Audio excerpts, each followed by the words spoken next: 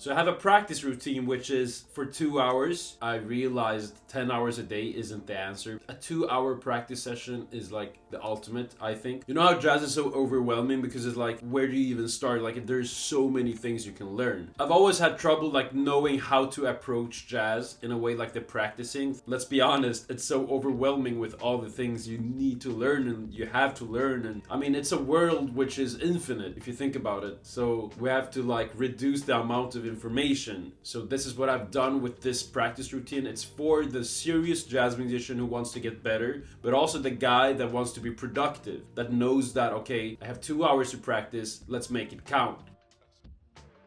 Pillar number 1 is transcribing. The good thing with transcribing is like you get so much. You get good ear, you get language, you get repertoire. You can always call it a meta skill because it's like learning to write, just writing. When you write, you get better at writing in every aspect of writing. When you get good at transcribing, you automatically get good ears. When you get good at transcribing, you automatically get language. You get melodies, you get phrases. Transcribing is like this thing that we just have to have in our practice routine. I'd have transcribing as a pillar, and then like I'd have categories under, like, okay, transcribe tunes, transcribe solos, transcribe phrases, transcribe, whatever it is, melodies. Make it so you're putting maybe 30 minutes tunes, 30 minutes phrases. That's a good way to start, okay? 1 hour total transcribing.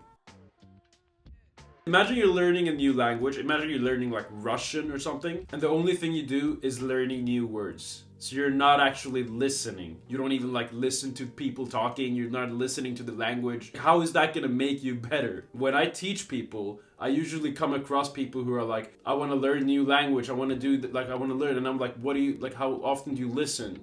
And they kind of get like, yeah, I mean, I listen.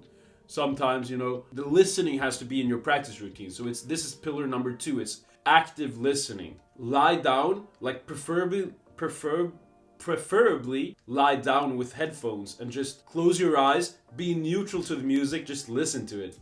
Whatever it is you want to listen to. Maybe it's a tune you want to learn. So you do an active listening for that tune. You're gonna internalize the language of jazz, which is what you want to do. You want to internalize it so much that it's like in your system. So that's why the active listening, which doesn't have anything to do with you playing, but it's still gonna be in your practice routine.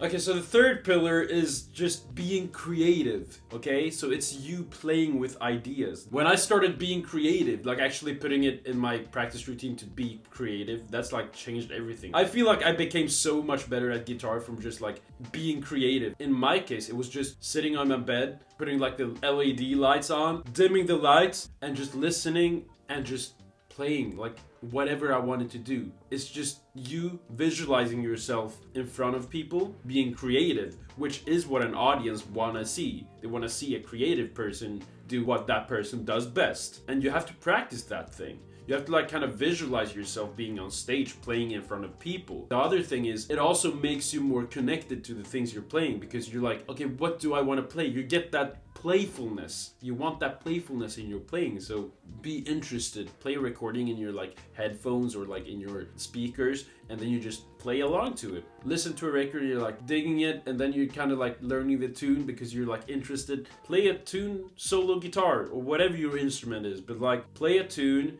and kind of do it rubato. Take your time, really stretch out the time, and like it's gonna make you feel the guitar. It's gonna make you feel your instrument. It's gonna make you get to know your instrument even deeper. So don't just put that off. Don't just think about like, oh, technique and all that stuff, which is also important. But remember, if you're transcribing, you're gonna get technique, okay? You're gonna automatically get technique because you have to like get the sound from the recording. Being creative is one of the most important things you can do to get a connection with the music, to actually like what you do. You're gonna look forward to your practice sessions much more because you're putting time into being creative. It's not just, now let's get to work. It's like, it's music. It has to be playful. It has to be creative. That's going to be the last 40 minutes. So we got 1 hour transcribing, we got 20 minutes deep listening, and we got 40 minutes being creative.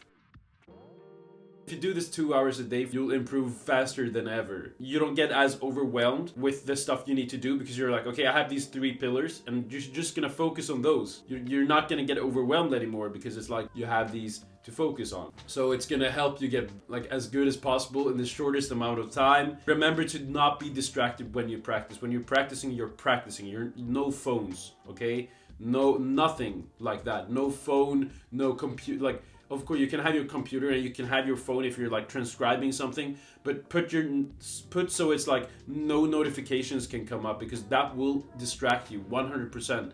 Like, don't even lie to me. It's gonna distract you. If your phone lights up and someone's written something and you're in the middle of like practicing something, you'll get distracted. So no phone, like no notifications and no nothing. You're just, when you're practicing, and you can take a 5-minute break, fair enough. Then you can go check your notifications if you want to. I'd say don't even do that in your break. Just when you have a break, just go drink water, like, and then you just go finish your practice session. That's gonna give you so much. You're gonna feel so good afterwards because you haven't fried your brain in these 2 hours. Like, it's just 2 hours. Make the best of it, okay? If you want help with these kind of stuff, making a practice routine for yourself, maybe you just want some bebop licks, maybe you just want some self-improvement tips, I'll help you with that. You just click the link in the description. You book a session with me on Calendly. So do that, and I hope I'll see you in the next video. Bye-bye.